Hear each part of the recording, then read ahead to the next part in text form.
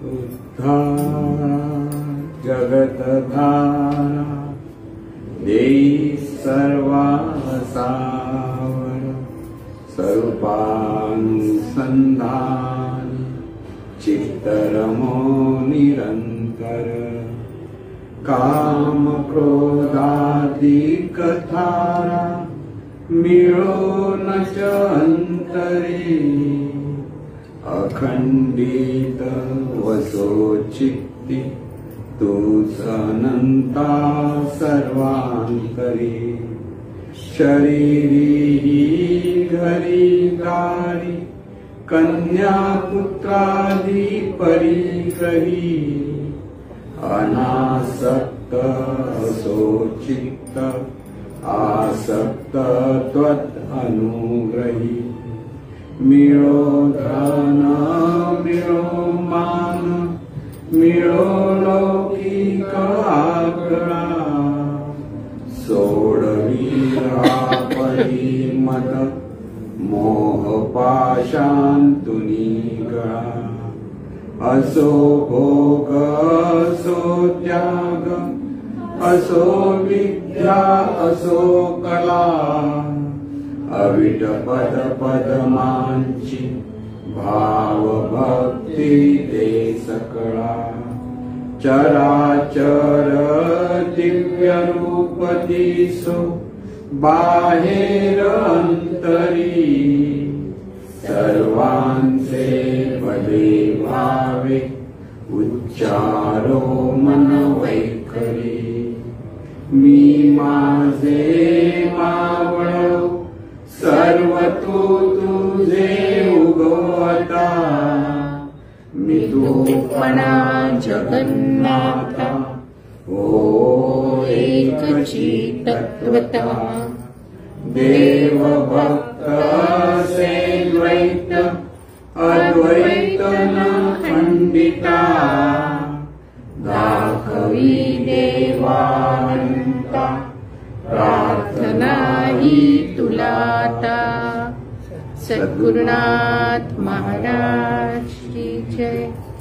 सद्गुरु पैमावजी मातोश्री माई यांना प्रथम कृतज्ञपूर्वक वंदन आणि आपण सर्व सद्भक्त सत्श्रोते आपणा सर्वांना आदरपूर्वक नमस्कार।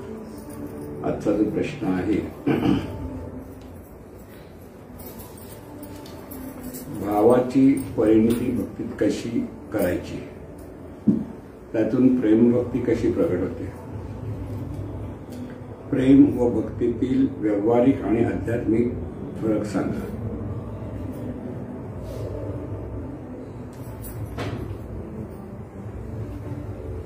भाव असं जेव्हा आपण म्हणतो की अगदी संतही सांगतात भावे विना देव न कळे निसंदेह गुरु विना अनुभव कैसा कळे। म्हणजे देव भाव धरण्यासाठी सद्गुरूंच्या ज्ञानाची किंवा सद्गुरूंची आवश्यकता असते किंवा भक्ती ही भावाशिवाय होऊ शकत नाही। भक्ती याचा अर्थच हा आहे की एकरूप होणं। जो अभक्त नव्हे तो भक्त, म्हणजे ज्यावेळेला आपण देवाशी किंवा सद्गुरूंशी एकरूप होण्याचा प्रयत्न करतो तेव्हा ती असते ती भक्ती असते। आता ही भक्ती होण्यासाठी भावाची गरज असते। म्हणजे पहिला भक्ती म्हणजे देवाशी एकरूप होण्याचं जो जी भावना आहे त्याला भक्ती आहे। भक्ती ही सुद्धा एक भावनाच आहे। ही भक्ती होण्यासाठी भावाची आवश्यकता आहे। भाव म्हणजे काय, तर भाव म्हणजे संबंध जोडणं। की विशिष्ट भावनेतून आपण जेव्हा संबंध जोडतो तेव्हा त्याला भाव असं म्हणतात। जसं बंधुभाव म्हटलं की भावाशी नाता किंवा पितृभाव मातृभाव हा सगळा जो भाव आहे तो आपण संबंध जोडतो आईशी वडिलांशी। देवभाव म्हणजे देवाशी संबंध। सद्गुरुभाव म्हणजे सद्गुरूशी संबंध. म्हणजे इथे संबंध जोडल्याशिवाय भक्ती होणार नाही. आणि हे खरंच आहे की संबंध हा कोणत्या भावनेतून जोडतो त्याच्यावर ही भक्ती अवलंबून असते. जसं मित्रभाव आहे तसं शत्रुभाव पण आहे. शत्रुभावातून आपण एखाद्याच्या बद्दल मनात शत्रुत्व धरतो. त्याच्याबद्दल आपल्याला संबंध काय, शत्रुत्वाचा म्हणजे काय, संबंध न जोडण्याचा. संबंध जोडण्यासाठी भाव आहे, पण तोच भाव मित्रभाव म्हणतो किंवा बंधुभाव म्हणतो त्याला संबंध जोडलेला असतो. एका व्यक्तीने दुसऱ्या व्यक्तीशी संबंध जोडलेला आहे. त्याच्या मागे जी भावना आहे की प्रेमाची भावना असेल तर तिथे हे बंधुभाव, पितृभाव, मातृभाव हे सगळे प्रेमभाव असतात. तर शत्रुभाव हा द्वेषातून असतो. म्हणजे शिशुपालाकडे श्रीकृष्णाबद्दल शत्रुभाव होता नेहमी. अगदीच तसं बघायला तर ते आतेभाव होता. श्रीकृष्ण हा आतेभाव त्याचा, तरी सुद्धा शिशुपाला श्रीकृष्णाचा आतेभाव होता. तसं आतेचा मुलगा होता. तरी पण शिशुपालला श्रीकृष्णाबद्दल हा शत्रुभाव नेहमी होता. जसा कंसाला श्रीकृष्णाबद्दल शत्रुभाव म्हणजे द्वेष. आता द्वेष याचा अर्थ असा नाही की प्रत्येक वेळेला आपण त्याला द्वेष करतो, पण तो समोर दिसला की आपल्याला तो नको असं वाटणं त्याला म्हणतात शत्रुभाव. की हा समोर कशाला, म्हणजे त्याच्यावर दुर्लक्ष करणं, त्याचे संबंध न जोडणं. म्हणजे संबंध जोडणारे भाव म्हणतो, पण संबंध न जोडण्यासाठी एक भाव आहे तो म्हणजे शत्रुभाव. एकाच बाबून बघायला गेलं तर वेगळा अर्थ लागतो. म्हणून प्रथम संबंध जोडला तर त्याच्यातून नातं जोडलं जातं. आता कसं होतं, आपल्याला आई लहान मूल जेव्हा आपल्याला म्हणजे जेव्हा आपण लहान असतो ते लहान मूल असतं त्याला आई आणि वडील कुठे काय कळत असतं. खरं सांगायचं आई आणि वडील हे नंतर नाती सांगितली जातात. पण आई आणि वडील म्हणून जी कोणी व्यक्ती असतात ते ज्या आपलेपणातून त्या मुलाला सांभाळत असतात, सगळं काही सेवा करतात म्हणा, सगळ्या बाजून त्याचं सांभाळ करतात. त्याच्यातून त्या मुलाला त्या दोन व्यक्ती म्हणजे जवळच्या व्यक्ती त्याच्याबद्दल जो एक आपलेपणा येतो तो एक आपलेपणातून तो जो भाव त्याच्याकडे निर्माण होतो. त्याला नंतर नातं दिलं जातं की तू ही तुझी आई, हे तुझे वडील, हे नंतर सांगितलं जातं. ज्यावेळेला तू मोठा होईल तेव्हा कळतं त्याला. पण त्याच्या अगोदर त्याला भाव असतोच, कळत त्याला नातं माहित नाही पण संबंध असतो. आई दिसली की त्याला अगदी आनंद होतो म्हणा, की आईकडनं दूध प्यायला मिळतं म्हणून त्याला आनंद होतो. म्हणजे सगळं जे होतं ते लहान मुलाला पुढे नाती माहिती आहेत. पण त्या भावाला नातं म्हणजे नाव दिलं झालं की त्याला म्हणतात त्या नात्याचं भाव. म्हणजे आई, मातृभाव, पितृभाव हे नात्यातून दिली गेली, पण आपण त्याला नाव दिलं त्या भावाला. म्हणजे भाव म्हणजे जे संबंध जोडला जातो आपलेपणातून त्याला भाव म्हणून समजून घ्यायचं. म्हणजे भावाचा सरळ अर्थ संबंध जोडणं. आता हा जो संबंध असतो तो जर प्रेम असेल, आपलेपणा असेल तर त्याच्यातून तो प्रेमभाव म्हटलं जातं. म्हणजे जिथे जिथे आपण आई, वडील, भाऊ, बहीण, अगदी काका, मामा, काकी सगळं जे आपण म्हणत असतो तिथे एक त्यांच्याबद्दल आपल्याला ती एक विशिष्ट भावना असते आपलेपणाची. किंवा एखाद्या काका काकूंवर जास्त प्रेम असतं एखाद्याचं, कारण त्यांचा संबंध जास्त असतो, तर त्यांनी जास्त सांभाळलेलं असतं. असंही होतं बऱ्याच वेळेला की जास्त ज्यांच्याकडनं ज्यांच्याशी जवळीक आलेली असते, ज्यांच्यामुळे चांगला आपलेपणा आला असतो, तर तिथं तो भाव अधिक, प्रेमभाव अधिक तीव्र असतो. आणि म्हणून संबंध जोडताना जिथे प्रेमाची भावना येते त्याला म्हणतात प्रेमभाव.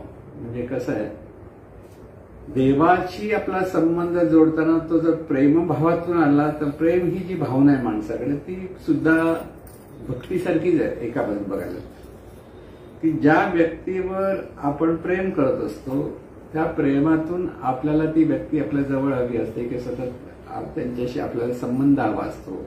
आणि संबंधातून आपल्याला हा जी प्रेमाची भावना आलेली असते. म्हणून भक्ताला जेव्हा देवाचं प्रेम येतं, म्हणजे भक्त कधी कोणाला ज्याला देवाचं प्रेम आहे तोच भक्त. खरं सांगायचं ज्याला देवाचं प्रेम नाही त्याला भक्त कसं म्हणता येणार. स्मरण आहे म्हणजे शिशुपालला श्रीकृष्णाचं स्मरण सतत होतं. का? शत्रू आहे म्हणून. त्याला अपमान कसा करायचा, त्याला त्याचं मोठेपण त्याला मिळवता कामा नये, हे सगळं जे त्याच्या मनामध्ये तो शत्रुभाव वाटतो, पण त्याच्या द्वेषातून सतत स्मरण होतं. म्हणून देवाची भक्ती जर करायची असेल तर एक तर प्रेम करा का शत्रुत्व धरा, द्वेष करा असं म्हटलं जातं. का? कारण अखंड स्मरण त्या दोन्ही याच्यात असतं. कंसाला श्रीकृष्णाचं अखंड स्मरण होतं. म्हणजे श्रीकृष्ण माहित नाही पण कोणतरी आपल्याला मारणारा आहे ह्याचं स्मरण त्याला सतत होतं. आणि त्याच्यातून त्याला त्याचा राग होता, द्वेष होता. कोणता मुलगा त्याच्या त्या वयाची मुलांना तो मारण्याचा प्रयत्न करत होता.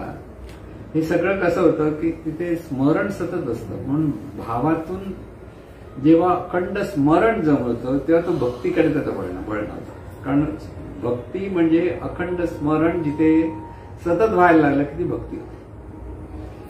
कंसाकडे भक्ती होती ती शत्रुत्वातून होती, म्हणजे जवळीक नव्हती, त्यांना दुराळ जावं होता.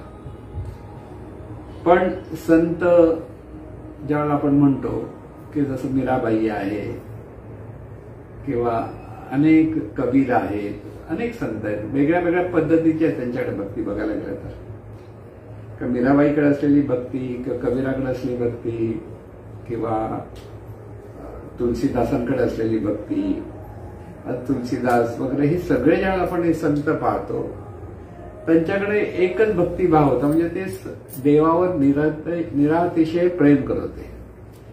आता इथे प्रेम म्हटल्यानंतर दोन गोष्टी येतात की दोन व्यक्ती असतील तर दोन व्यक्ती एकमेकावर प्रेम करतात, द्वेष करतात, एकमेकांना विशिष्ट भावना निर्माण असते. हे दोन व्यक्तीवर अवलंबून असतं. त्यामुळे इथे ही जी मंडळी जी भक्तिभाव करताना बघतो आपण संतांच्या बाबतीत, तर मीरा श्रीकृष्णावर भक्ती करत होती, तुलसीदास परत रामावर भक्ती करत होते की असं सगळे संतांना एक सगुण रूप देवाचं माहिती होतं आणि त्या सगुण रूपावर ते प्रेम करत होते आणि त्या प्रेमातून ते भक्ती करत होते.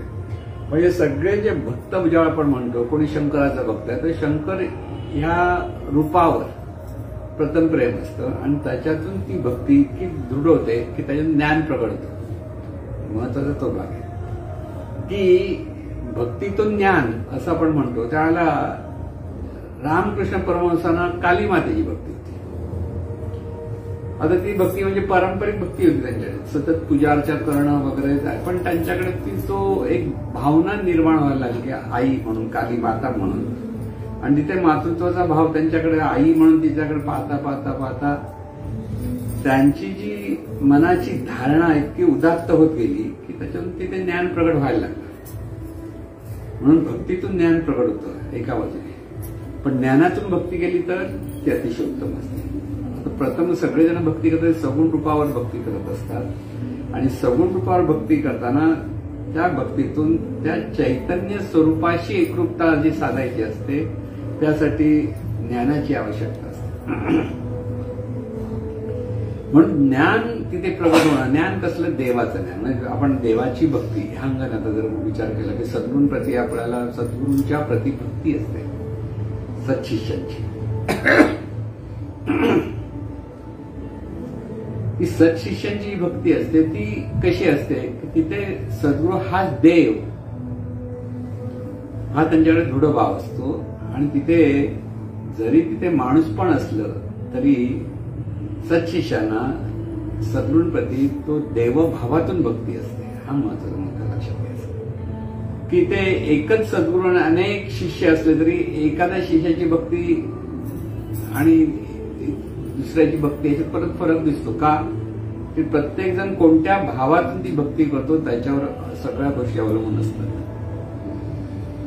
म्हणून एखादा शिष्य हा सद्गुरूला संपूर्ण समर्पित असतो आणि तो त्याला दुसरं कुठे जाणं येणं काही आवश्यक वाटत नाही की आता माझ्यासमोर हे माझे सद्गुरू म्हणजे मला आता.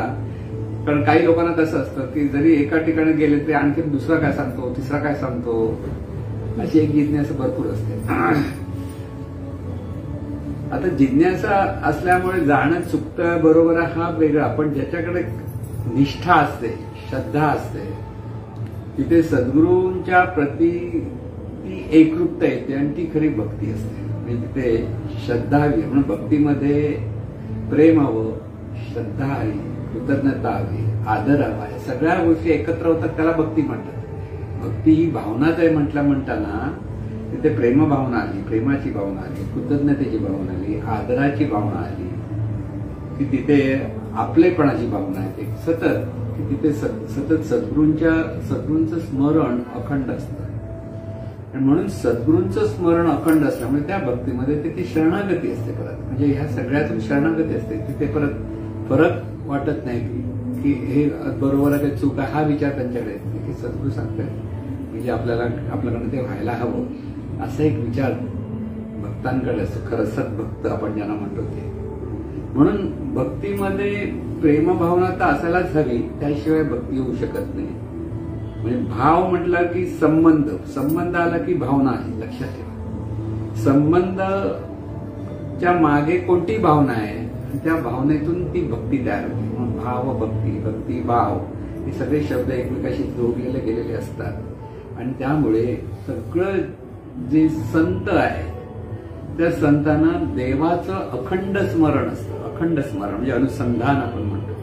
ते कधी होतं, तिथे प्रेमभक्ती असेल तरच होऊ शकतं. म्हणून भक्तीतून प्रेमभक्ती जेव्हा आपण म्हणतो, म्हणजे कसं आहे, प्रेमभक्ती म्हणजे स्वरूपाशी जी एकरूपता प्रगट व्हायला लागते आतून, म्हणजे अंतर्मनामध्ये. तिथे दुसरं काही चिंतनच राहत नाही, तिथे सद्गुरूच उरतात. त्यावर ती असते, ती प्रेमभक्ती असते. आणि त्यामुळे प्रेमभक्तीतून जो शिष्य सतत सद्गुरू स्मरणातून सद्गुरूंच्या ज्ञानाचं आचरण करण्याचा प्रयत्न करतो, तर तो भक्त सद्गुरूंना अत्यंत प्रिय असतो. हे तुम्ही लक्षात ठेवायचं की सद्गुरूंच्या समोर सगळे समान असतात बघायला गेलं तर. ते काय याला आपण ज्याच्याकडे प्रेमभक्ती आहे, की ज्याच्याकडे सतत सद्गुरू स्मरण आहे, सद्गुरूंच्या ज्ञानाचं आचरण करण्याची तळमळ आहे, कारण सगळ्यात जसं सद्गुरू सांगतात तसंच वागता येईल याची काही सांगता येत नाही. बऱ्याच वेळा काही वेळा ते ज्ञान तसं आत्मसात करायला कठीण पडतं, पण तो प्रयत्न करत असतो. प्रयत्न करत राहणं महत्वाचं आहे. नाही जमलं तरी प्रयत्न करत राहा, काही गोष्टी नाही जमत.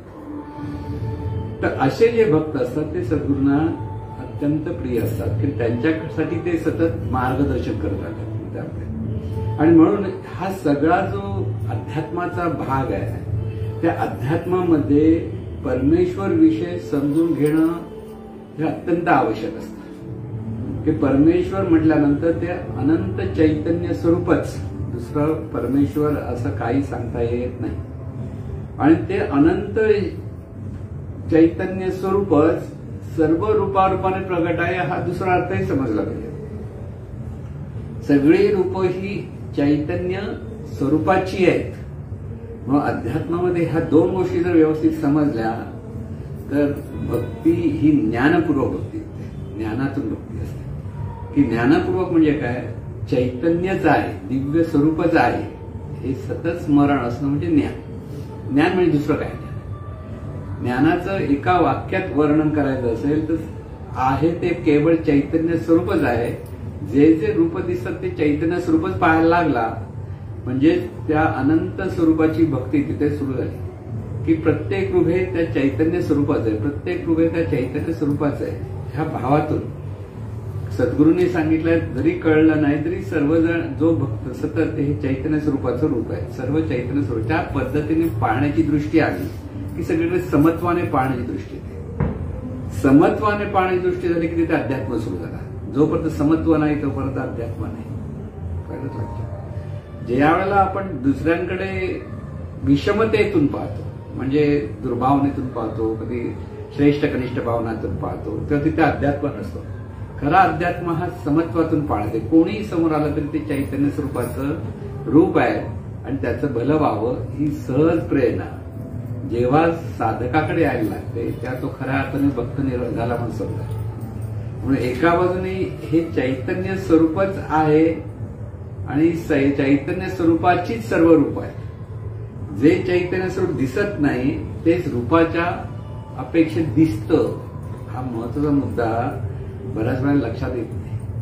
आणि त्यामुळे दुर्भावना जी निर्माण होते रूपांबद्दल ते आपल्याकडे असलेलं अज्ञान आहे हे साधकाने लक्षात ठेवायचं की आपल्याला एखाद्या व्यक्तीला रुबावना निर्माण होते. तो माणूस कसाही, ती व्यक्ती कशी वागो, ज्या साधकाला माहिती आहे ते चैतन्य स्वरूपाचं रूप आहे म्हणजे त्याचं भलं व्हावं, त्याची खरी भक्ती सुरू आहे. कारण तिथे ते सद्गुरू भक्ती त्याची बरोबर आहे किंवा सद्गुरूच्या ज्ञानाच्या अधिष्ठान तो करत असतो. म्हणजे ह्या अंगाने ही भक्ती जेव्हा साधकाकडे येते त्यावेळेला साधकाचं अंतरंग शुद्ध होतं, निर्मळ होतं. सर्वांप्रती आपलेपणाचा भाव असतो, सर्वांच्या भलेपणाचा विचार असतो. तिथे कोणाही बद्दल द्वेष भावना नसते. म्हणून कुणाही जीवाचा न घडो मत्सर वर्म सर्वेश्वर पूजनाचे तुकाराम महाराज म्हणतात त्यासाठी आहे की जोपर्यंत मन निर्मळ होत नाही कोणाकडे पाहावं, कोणी कसाही वागावा, पण आपल्याकडे म्हणजे साधकाकडे सर्वांप्रती चैतन्य भावातून पाहण्याची सहज प्रेरणा होते, तेव्हा ती ज्ञानपूर्वक भक्ती होते. म्हणजे ज्ञानातून भक्ती होते. म्हणून आपण भक्तीचे प्रकार कसे सांगतो ते लक्ष घ्या. ज्ञानपूर्व भक्ती, ज्ञानपूर्वक भक्ती आणि ज्ञानोत्तर भक्ती, 3 प्रकार आहेत. ज्ञानपूर्व भक्ती म्हणजे ज्ञान नसतं पण तरी पण भक्ती आहे. ज्यावेळेला काही साधक असे असतात की त्यांच्याकडे ज्ञान नाहीये, हे चैतन्य भाव वगैरे काय समजत नाही, ते म्हणतात आम्हाला सद्गुरू माहिती आहे. लक्षात ठेवा, हाही एक गोळा भाव आहे पण ती ज्ञानपूर्व भक्ती आहे. आता ह्या ज्ञानपूर्व भक्तीमध्ये हे ज्ञान नसल्यामुळे हा भक्त सद्गुरूशी अगदी शरणागत पण होईल पण इतरांबद्दल द्वेषभावना ठेवू शकतो आणि त्यामुळे त्याची जी प्रगती व्हाल ती प्रगती होत नाही. परत लक्षात घ्या, प्रगतीसाठी ज्ञान हवं. म्हणजे सद्गुरूंप्रती किंवा एखाद्या विशिष्ट देवाच्या मूर्तीप्रती जी एखादी भावना आहे. आज आपण पाहतोय उत्सव पाहतो आपण सगळे, अगदी गणेश पूजन पाहतो किंवा आता नवरात्रीचे देवदेवतेंचं भक्ती म्हणतो. तर इथे भक्ती किती आहे लोकांकडे. गरब्यासाठी कोणते कपडे घालायचा हा विचार ज्याच्याकडे, त्याच्याकडे भक्ती कसं म्हणता येईल. उद्या मला आज राखाडी रंग घालायचे, उद्या आणखी कोणता निळा रंग, त्यासाठी साडी ही पाहिजे, हे पाहिजे, हे पाहिजे, ते पाहिजे, किंवा असे जे कपडे विपडे पाहिजे त्याच्या मागे मग त्यात काही भक्ती झाली का. ती देवाची भक्ती, रंगाची भक्ती झाली. कळलं ना. असे कपडे घातले की असं घातले की पण घालू नये असंही नाही, आनंद घेण्यासाठी घालावं. पण देवाची भक्ती हा वेगळा भाग आला पण देते. म्हणजे कसं होतं ते मी सांगतो. भक्तीमध्ये आता नात्याची ज्यांना आवड आहे, आता गरबासाठी ज्यांना आवड आहे, नृत्याची आवड आहे, ती काय वाईट गोष्ट नाही, चांगलीच गोष्ट आहे. पण आता ह्या नवरात्रीच्या दिवसामध्ये आता पैसे देऊन वगैरे सगळे जाऊन सगळेजण करतात, आनंद घेतात, काय वाईट गोष्ट. पण तिथे भक्ती कुठे आली. भक्ती नाही. कोणी चांगले कपडे कसे घातले आहेत, कोणी कशी सुंदर नाचतं कसं आहे, इथे जास्त मग कलेची भक्ती सुरू झाली. कळलं ना.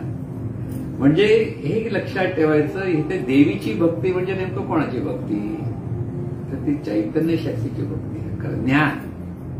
ज्ञानातून भक्ती पाहिजे. म्हणजे देवीच्या मूर्तीला चैतन्य भावातून नमस्कार करायला लागलास की त्या देवीच्या मूर्तीचं चैतन्य भावातून सतत स्मरण करायला, म्हणजे रूपाचं स्मरण करायला काहीच हरकत नसतं, पण ते चैतन्य स्वरूपाचं रूप आहे हे लक्षात आलं पाहिजे. तिथे चैतन्य स्वरूपाची भक्ती निर्माण झाली. म्हणजे ज्ञानपूर्वक म्हणताना ज्ञानाच्या अधिष्ठानावर ती भक्ती झाली पाहिजे. ज्ञानपूर्व भक्ती म्हणजे ज्ञान नाहीये तरी काही लोक सद्गुरू भक्ती करतात किंवा देवाची भक्ती करतात.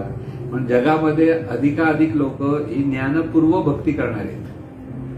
त्यांच्याकडे ज्ञान नाहीये. परमेश्वर म्हणजे नेमकं काय हे काही कळत नाहीये. ते फक्त एखाद्या रूपाला, एखाद्या देवतेला किंवा एखाद्या व्यक्तीला देवभावातून पूजन करतात आणि त्यावेळेला त्यांच्याकडे असते ती ज्ञानपूर्व भक्ती असते. ती उपयुक्त आहे, उपयुक्त नाही. रामकृष्ण परमहंसांकडे ज्ञानपूर्व भक्ती होती पहिली. काली मातेचे पुजारी होते, ते पुजारी म्हणून ते नोकरी करत होते. त्यात देऊळ होतं, त्या मातेची पूजा करण्यासाठी तिथल्या संस्थानिकांनी त्यांना पुजारी म्हणून तिथे ठेवलेलं होतं. पण त्यांच्याकडे जे काली मातेबद्दल जे जसं जसं प्रेम प्रगट व्हायला लागलं, जसं ते तिला ती खरी आहे, जिवंत कोणतरी देवता आहे ह्या भावातून ते भक्ती करायला लागली, पूजा अर्चा करायला लागले. तेव्हा त्यांच्याकडे जो आपलेपणा निर्माण झाला, तिथे एकरूपता यायला लागली. तर त्यावेळेला त्यांना ती काली माते खरीच वाटायला लागली. म्हणजे खरी वाटत नव्हती असं, आता खरी वाटत खोटं वाटत हा प्रकार वेगळा होईल. पण भक्त्याच्यासाठी ते ती मूर्ती म्हणजे रामकृष्ण परमहंस असो किंवा कोणी असो, जे आता आज खरोखर जे भक्त आहेत ते देवीचे भक्त म्हणून ते अगदी सगळं काय करत, पण त्यांच्याकडे ज्ञान नव्हतं नसेल तरी पण ती पुढे ज्ञानाकडे वळू शकतात. कारण अशा भक्तांना कोणतरी ज्ञान देणारा भेटतो.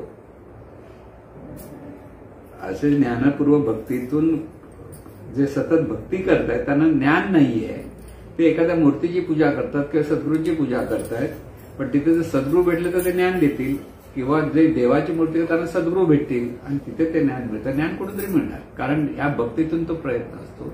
त्यामुळे तिथे ज्ञानपूर्व भक्तीतून ज्ञानपूर्वक भक्तीकडे वाटचाल साधकाची होते. आणि ही ज्ञानपूर्व भक्ती जेव्हा परिपक्व होते तेव्हा ती असते ती ज्ञानोत्तर भक्ती असते. ज्ञानोत्तर भक्ती म्हणजे देव भक्त असे द्वैत, अद्वैत न खंडित. त्याचं अद्वैत आहे, दोन आहेत, त्याच्यातून तो भक्ती करतो. पण दोन कसं आहे, उजवा हात आणि डावा हात, कोण कोणाचं भक्ती करतो. तिथे दोन्ही एकच आहेत, पण त्या एकत्वामध्ये त्या चैतन्य भावातून जेव्हा ती भक्ती सुरू होते त्यावेळेला असते ती ज्ञानोत्तर भक्ती. ते मी म्हणणारं तत्व सुद्धा चैतन्य स्वरूप आहे, समोर ज्याची भक्ती करत तेही चैतन्य स्वरूप आहे, दोन्ही चैतन्य स्वरूपाचीच रूप आहे. म्हणून चैतन्यच चैतन्याची भक्ती करते, अशी जी एक सद्भावना. म्हणजे अगदी त्या रामकृष्ण परमहंसांकडे नंतर भक्ती करता करता काली मातेला फुलं वाहताच ते स्वतःच्या डोक्यावर पण फुलं व्हायला लागले. ही ज्ञानोत्तर भक्तीच्याकडे तिथे वाटचाल असते की तिथे दिसायला दोन आहेत, काय एकरूप झाल्याने की देह गेला गेला असं काही नाही. सर्व देहधर्म सांभाळावे लागतात. देहाच्या अपेक्षेत अगदी जिथे आपण ज्या समाजामध्ये राहतो, कुटुंबामध्ये राहतो, ते सगळं तिकडे कर्तव्य धर्म आपल्याला येतातच, पण तिथे सतत अखंड स्मरण हे दिव्यत्वाचं येतं. आणि त्यामुळे तो सत्साधक हा देवभावातून सतत जीवन जगायला लागतो. त्याला म्हणतात ज्ञानोत्तर भक्ती. म्हणून सगळ्यात महत्वाचा प्रश्न असा विचारला होता की प्रेम आणि भक्तीतील व्यावहारिक आणि आध्यात्मिक फरक काय. प्रेम आणि भक्तीतील व्यावहारिक फरक म्हणजे लक्षात ठेवा, व्यावहारिक प्रेम हे समोरच्या ज्याच्यावर प्रेम करतो त्याच्याकडनं अपेक्षा ठेवतो. अगदी मातृभाव पितृभाव वगैरे आपण जरी कौतुकाने झालं की सगळ्यात चांगलं, तरी अपेक्षा असते. आईला मुलाकडनं अपेक्षा असते किंवा मुलीकडनं अपेक्षा असते किंवा मुलीला आईबद्दल आईकडनं अपेक्षा असते. ही देवाणघेवाण व्यवहारामध्ये असते. व्यवहार म्हटलं की देवाणघेवाण आलं, एका हाताने दे आणि दुसऱ्या हाताने घे. किंवा नामदेव महाराज पण कधी कधी म्हणाला की देशी तेव्हा घेशी तेव्हा देशी, ऐसा अससी उदार. हे कर त्यांनी व्यवहारिक अंगाने मुद्दामून देवाला सांगितलं, तू काय देतोयस, घेतोस तेव्हा देतोस, काय घेतोस, जेव्हा मी प्रेम करतोय तुला प्रेम भक्ती करतोय म्हणून तू माझ्यावर कृपा करतोस ना. म्हणजे इथे देणं घेणं आहेच, पण ते देणं घेणं वेगळं. व्यवहारिक दृष्टिकोनामध्ये अगदी मग त्या वस्तूचं देणं घेणं येतं. अमुक एक वस्तू पाहिजे म्हणजे बघा, आई वडील भाऊ बहीण ही जे सगळे नाती असतात, जेव्हा व्यवहार येतो त्यावेळेला कुठे जातं. म्हणजे समजा आई वडील गेले आणि त्यांच्या मागे प्रॉपर्टी आहे, मग भाऊ बहीण वगैरे मग काय करतात आजच्या काळामध्ये की प्रॉपर्टी मिळवण्याचा प्रयत्न करतात. प्रत्येक मलाच मिळायला पाहिजे, इथे देवाणघेवाण आले तर मग इथे प्रेम आहे. प्रेम आहे कसलं, प्रापंचिक प्रेम आहे, व्यावहारिक प्रेम आहे. म्हणजे त्यांना मग जर ते होत नसेल तर प्रेम बाजूला जातं, मग प्रेम नाही होत, मग रागबीग सगळं सुरू होतं, भांडण ते सगळे सुरू. कोर्ट कचेरी आज कशावर आधारित आहे, त्याच्यावरच आधार आहे. कोर्ट कचेरीमध्ये लोक लाखो रुपये स्वतःचे घालतात न्यायासाठी, न्याय मिळेल तर मिळेल बघायला गेलं तर. पण हा सगळा जो प्रकार आहे त्यावेळेला व्यावहारिक प्रेम म्हटल्यानंतर समोरच्याकडनं अपेक्षा ही सतत असते आणि ती अपेक्षा पूर्ण झाली तोपर्यंत प्रेम. अपेक्षा पूर्ण होत नसेल तर ते प्रेम तितकं पक्क राहत नाही, तिथे मग थोडंसं कमी जास्त प्रमाणात सगळ्या गोष्टी सुरू होतात. पण आध्यात्मिक प्रेम म्हटल्यानंतर तिथे निरपेक्ष प्रेम असतं. ज्याच्यावर आपण प्रेम करतो आणि आपल्याला काही द्यावं असं वाटत नाही, तर आपण आपल्याकडनं जे काही असेल ते देण्याची उर्मी असते, जे असेल ते द्यायचा प्रयत्न करतो. भक्त कसा करतो, देवाला त्याला माहित नाहीये की काय आहे. समजा अगदी अज्ञानातून भक्ती करताना सुद्धा निरपेक्षपणे प्रेम करू शकतो आणि ते करताना तो देण्याची वृत्ती असते सतत. मला ह्यानी काहीतरी द्यावं असं वाटत नाही, तर मी त्याला काय द्यावं ही ज्या वृत्ती असते तेव्हा ती असते ती आध्यात्मिक भक्ती असते की देवाच्या प्रती की सद्गुरूंना आपण काय देऊ नको नको देऊ असं जे वाटत असतं शिष्याला, तर तिथे निरपेक्ष प्रेम असतं. की तिथे सद्गुरू ओरडले तरी किंवा काही गोष्टीत काहीतरी जरासं चुकीचं आहे म्हणून सांगितलं तर तेवढ्यापुरती जरी जसं शिष्य खट्टू होतो थोडासा, तरी सुद्धा पुन्हा तो सद्गुरूंपासून लांब पळायला बघत नाही. परत काहीतरी त्याच्यातून परत स्वतः समाधान करेल, कधी समजून घेऊन गेले की सद्गुरू सांगतात तेच बरोबर समजून त्याप्रमाणे वागण्याचा प्रयत्न करेल.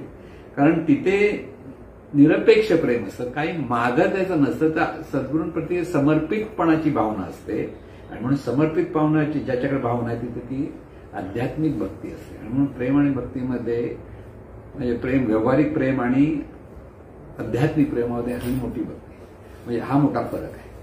भक्ती, व्यावहारिक भक्ती आणि आध्यात्मिक भक्ती म्हटलं की तोच भाग येतो. कारण ही भक्ती ही प्रेमाच्याच अधिष्ठानावर असते आणि प्रेमाच्या अधिष्ठान असल्यामुळे निरपेक्ष जिथे प्रेम असतं तिथे निरपेक्ष भक्ती सुरू होते. काहीतरी देवाने आपल्याला द्यावं असं वाटत नाही, तर देवाशी देव होऊन राहणं महत्वाचा मुद्दा आहे. जो खरा भक्त होतो त्याला देवाशी देव होऊन राहता आलं पाहिजे आणि देव होऊन राहण्यासाठी तो समर्पित होत असतो. तो स्वतःचं माझेपण, मीपण, अहंकार सगळा काही तर त्याला लयाला जातो. त्यावेळेला ती ज्ञानोत्तर भक्ती सुरू होते आणि ही ज्ञानोत्तर भक्ती होण्यासाठी सतत देवाचं स्मरण असावं लागतं, सद्गुरूचं स्मरण असावं लागतं आणि ह्या सद्गुरूच्या स्मरणातून ही भक्ती अधिक अधिक अधिक दृढ होत जाते.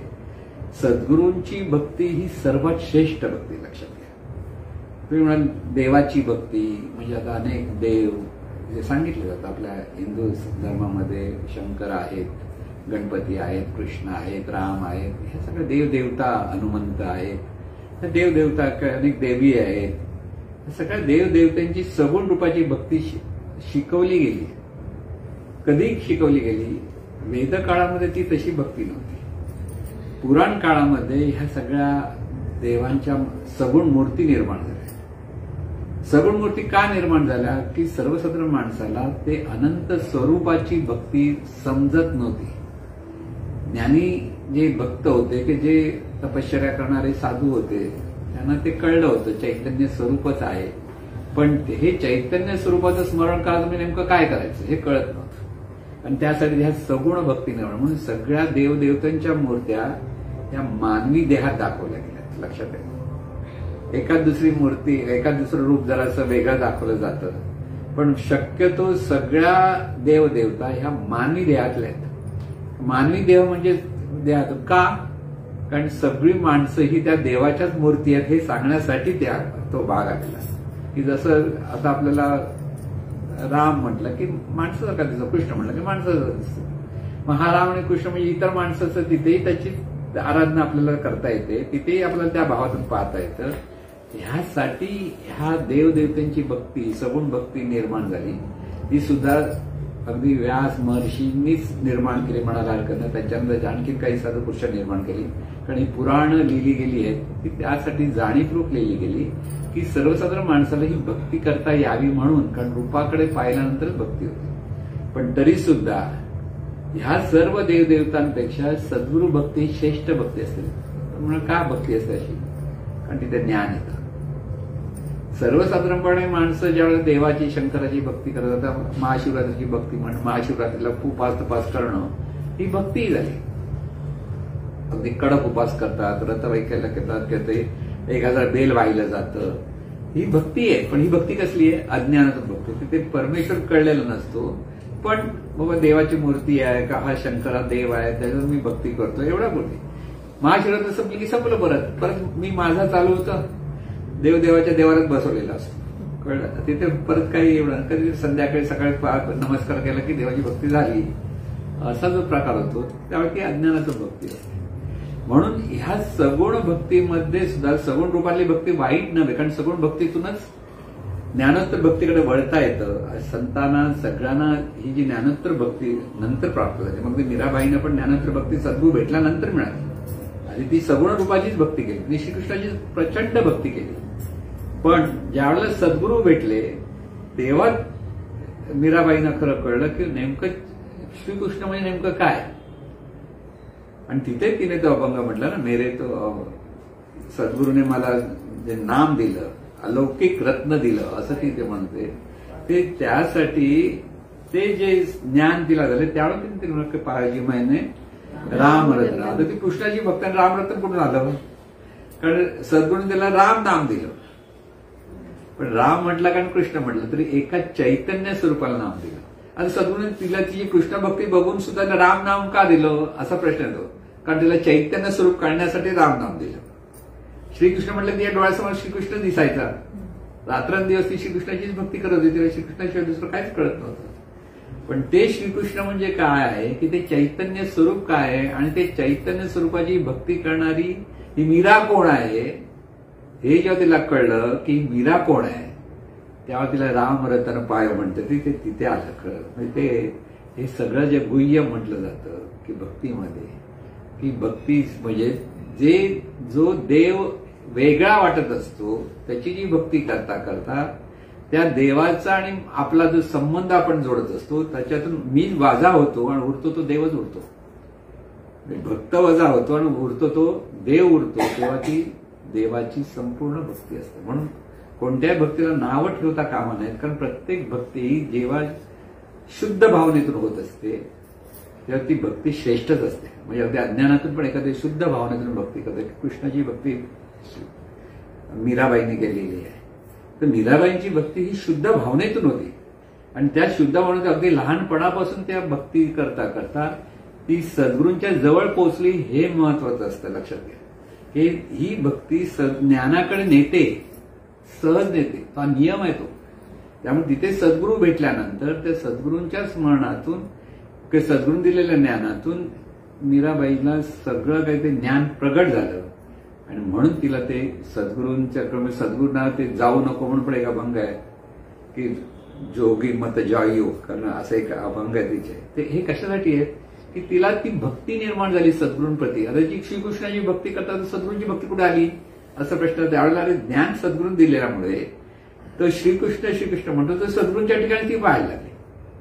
लक्षात घ्या. म्हणजे ह्या सगळ्या गोष्टीतून हे जे ज्ञान प्रगट होतं ना त्यावेळेला सद्गुरू हा देवच कसा आहे हे जेव्हा कळतं तेव्हा सर्वत्र दिव्यत्वाची दृष्टी निर्माण होते. आणि दिव्यत्वाची दृष्टी एकदा निर्माण भक्ताकडे झाली की त्याच्याकडे काही श्रेष्ठ भक्ती त्याच्याकडे सहज होती. म्हणून व्यावहारिक ही भक्ती ही नवसासाठी केलेली भक्ती असते. काही लोक आपल्याला हे मिळावं ते मिळावं प्रपंचामध्ये आपण मागत असतो ना. प्रापंचिक भक्ती ज्याला म्हणतो अज्ञानच भक्ती की आता हे सगळे जे भक्ती करतायत देवीकडे जातात देवीकडे जाऊन काय करतात नमस्कार करून नुसतं नमस्कार करतात का नाही. काहीतरी हवं असतं ते मागत असतात. हे द्या मला ते हे द्या हे द्या की तुला नवस परत लाच नवस करणं लाच देणं. मी तुला हे दिलं तर मला हे दिलं तर मी तुला हे देईन. ही व्यावहारिक भक्ती झाली. आध्यात्मिक भक्तीमध्ये देणं घेणं नसतं केवळ मी पण देणं येतं. म्हणजे मी आणि माझं काहीच उरत नाही सर्व काही आहे ते तुझंच आहे ही ज्या सद्भावना निर्माण होते ते ती आध्यात्मिक भक्ती खरी भक्ती. म्हणून व्यावहारिक भक्ती वेगळी. व्यावहारिक भक्ती आज जगामध्ये व्यावहारिक भक्ती आहे सगळी देवळामध्ये रांग लागलेली असते. कशासाठी असते? व्यावहारिक भक्ती असते. आध्यात्मिक भक्ती ते नसते कारण ते ज्ञान नसतं. म्हणजे त्यांची चूक आहे असं नाही म्हणत आपण कारण त्यांना शिकवलेलं असतं. तू उपास केलास आता उपास कशाला करतात? देवाने प्रसन्न होण्यासाठी. प्रसन्न व्हायचं आणि माझी इच्छा आहे ती माझी पूर्ण व्हावी ह्यासाठी उपास करतात. रथबैठका करतात. ही पूजा अर्चा करतात. ही मोठमोठे उत्सव साजरे केले जातात. हे सगळे उत्सव करणारी जी कार्यकर्ती मंडळी आहे त्यातल्या किती लोकांना ज्ञान आहे परमेश्वराबद्दल नाही पण ते करतात कारण त्यांना काहीतरी आपल्या जीवनात चांगलं गोष्ट मिळावी ही जी इच्छा असते जी अपेक्षा असते आणि ती अपेक्षा कधी कधी पूर्ण पण होते.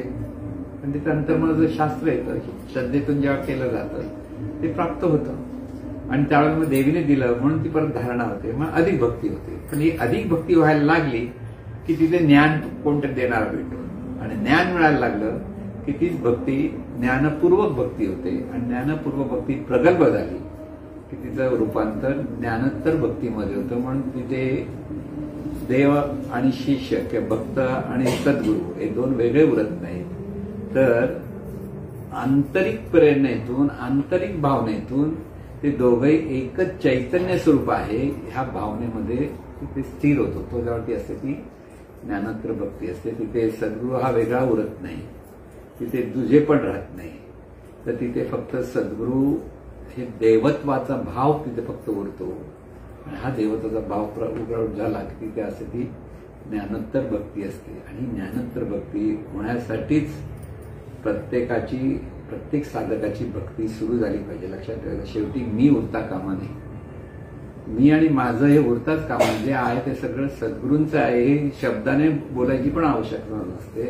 की प्रत्येक कृती ही करताना सद्गुरू स्मरणातून व्हायला लागते.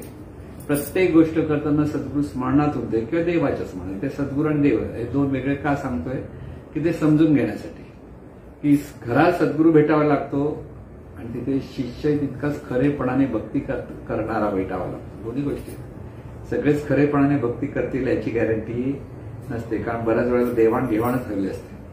तू हे देत असेल तर मी तुझी भक्ती कर, तू देत नसेल तर भक्ती करू, असे प्रश्न असा प्रकार बऱ्याच वेळेला होत असतो. म्हणून इथे आध्यात्मिक भक्ती, शुद्ध भक्ती, जिथे अध्यात्म भक्ती नाही ती भक्ती आहे, पण तिला शुद्ध भक्ती म्हणता येणार नाही. लक्षात घ्या, ती अज्ञानातून भक्ती आहे, पण तिचं रूपांतर ज्ञानात होईल तेव्हा मात्र ती शुद्ध भक्ती असते.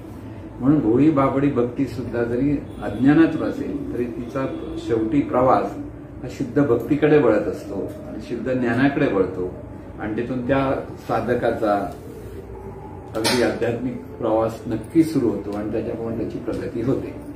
आणि असं हे ज्ञान प्रगट होण्यासाठीच भाव म्हणजे संबंध जोडता आला पाहिजे आपलेपणातून, प्रेमातून. आणि त्याच्याशी एकरूप होण्याची तीव्र इच्छा निर्माण झाली की झाली ती भक्ती झाली. तिथे त्याच्याशिवाय दुसरं काही सुचत नाही. आणि हे सगळं ज्यावेळेला व्हायला लागतं त्यावेळेला हा सगळा भक्तिभाव हा जो प्रकार आहे तो आपल्याला लक्षात घेता येतो. म्हणून असं हे जे भक्ती म्हटल्यानंतर किंवा भाव म्हटल्यानंतर किंवा प्रेम म्हटल्यानंतर नेमका हा अर्थ प्रत्येकाला कळला पाहिजे की इथे शेवटी अहंकार दूर गेला पाहिजे, माझं पण दूर गेलं पाहिजे. की मला असं वाटतं, तुम्हाला कधी कधी सद्गुरूंची काही शिष्य वाटतं, तुम्हाला तसं वाटतं पण मला असं वाटतं. मग तिथे काय असतं, तिथे मी पण असतं.